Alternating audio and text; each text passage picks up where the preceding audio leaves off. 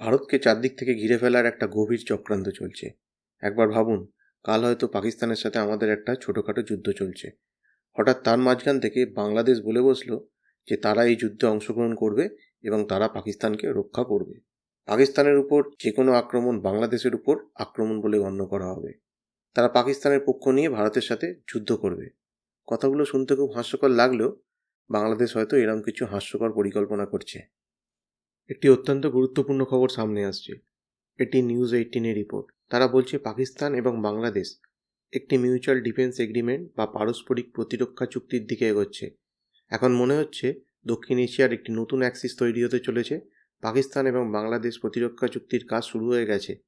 চুক্তির খসড়া বা ড্রাফট তৈরি হয়ে গেছে, এখন শুধু নাকি স্বাক্ষর বাকি আছে। যেহেতু ইউনূস সরকার কোনো নির্বাচিত সরকার নয়, তাই তারা এটিকে স্বাক্ষর করতে পারছে না। একবার নির্বাচন হয়ে গেলে এবং জামাতে ইসলামী ক্ষমতায় চলে এলে এটি স্বাক্ষরিত হয়ে যাবে। জামাতে ইসলামীর কথা এখনই কেন বললাম? কারণ জামাতকে বাংলাদেশে ক্ষমতায় আনার জন্য গভীরভাবে প্রচেষ্টা চালানো হচ্ছে। এই প্রচেষ্টা চালাচ্ছে আইএসআই এবং আমেরিকান ডিপ স্টেট। তার সাথে চায়নাও হয়তো ইনভলভ আছে। একবার জামাত ক্ষমতায় চলে এলে পুরো অঞ্চলের সিস্টেমটাই বদলে যাবে। কারণ জামাত 1971-কে মানে না। জামাত 1971-এ বাংলাদেশের স্বাধীনতাকেও মানে না। তারা বাংলাদেশের সত্তাকেও মানে না। কারণ তারা এখনও মনে করে এটা পাকিস্তানি আছে এবং এটা পাকিস্তানেরই অংশ। যদিও আজকে বাংলাদেশকে আমরা একটা আমাদের শত্রু রাষ্ট্র হিসেবেই ধরতে পারি। আজ বাংলাদেশ আর ভারতের কোনো মিত্র রাষ্ট্র নয়। বাংলাদেশিরা সারাক্ষণ যে যুদ্ধের হুঙ্কার দিচ্ছে, খুব তাড়াতাড়ি বাংলাদেশিদের সেই স্বপ্ন পূরণ হবে। কিন্তু বাংলাদেশের নতুন প্রজন্ম যারা এই যুদ্ধের হুঙ্কার দিচ্ছে, যুদ্ধ কী তারা জানে? কতগুলো যুদ্ধই বা তারা দেখেছে? আর যুদ্ধ কী সেটা ভারতবাসী খুব ভালো করেই বোঝে। ভারত প্রতিনিয়ত তার সার্বভৌমত্ব রক্ষার জন্য যুদ্ধ করেই চলেছে। আর ভারতের জন্য যুদ্ধটা কোনো নতুন ব্যাপার না, আর কোনো বিরাট ব্যাপারও না। বাংলাদেশ একটি দেশ হিসাবে 1971 সালে একটি যুদ্ধ দেখেছিল। এরপর এই দেশটি আর কোনো যুদ্ধ দেখেনি। এই দেশটি জানে না যুদ্ধ আসলে কী। বিশেষ করে নিজের আকারের চেয়ে কয়েক গুণ বড় দেশ ভারতের সাথে যখন তাদের লড়াই করতে হবে, তার জবাবে তখন বাংলাদেশে কী হবে আর সেখানে কী ধ্বংসলীলা চলবে, তা তারা স্পষ্টভাবে কল্পনাই করতে পারছে না। তাদের শুধু একটাই উন্মাদনা, যে কোনোভাবে ভারতকে টার্গেট করতে হবে। দেখুন, ইন্টারন্যাশনাল রিলেশন এবং জিওপলিটিক্সে নিউক্লিয়ার শেয়ারিংয়ের একটা গুরুত্বপূর্ণ ধারণা আছে। বিশেষত ন্যাটো অন্তর্ভুক্ত কিছু দেশ আছে যাদের নিজস্ব কোনো পারমাণবিক অস্ত্র নেই, কিন্তু তারা ইউএসের পারমাণবিক অস্ত্র নিজের দেশে রাখে। একে বলে নিউক্লিয়ার শেয়ারিং।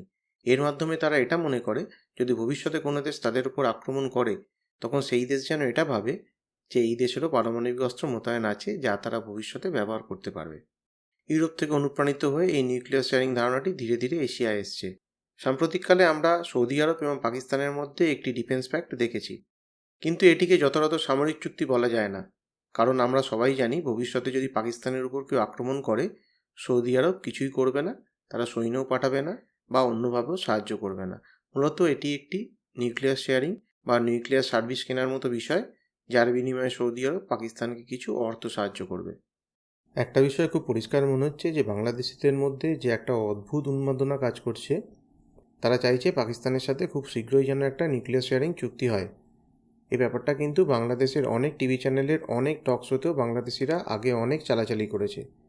পাশাপাশি তারা একটা মানসিক সমর্থনও চাইছে, যাতে ভবিষ্যতে তারা যখন ভারতের বিরুদ্ধে যুদ্ধ ঘোষণা করবে, বা ওই কী যেন বলে ওরা, গজওয়াতুল হিন্দ করবে, তখন যেন পাকিস্তান সেনাবাহিনী তাদের হয়ে ভারতের বিরুদ্ধে যুদ্ধ ঘোষণা করে বা যুদ্ধে নামে এবং তাদের যাতে উদ্ধার করতে পারে।